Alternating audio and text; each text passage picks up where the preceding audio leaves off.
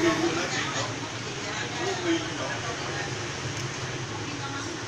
nhưng mà nó không bán được cái nữa là nhảy dựng luôn.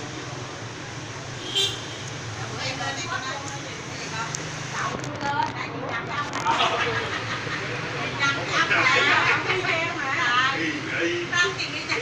Đâu đi sụp sạc. Thấy cái xe mẹ vô mặc cái áo đi.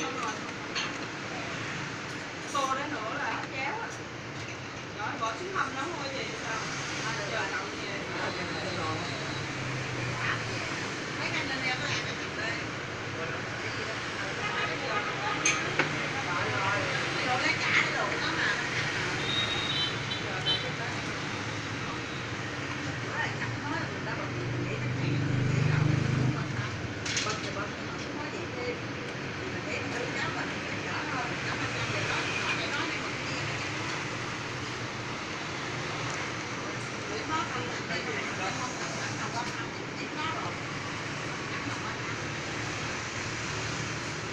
Hai cái hướng chị nghĩ đó, một cái hướng duy nhất là nó nghĩ là cho nó bay là phải muốn bán.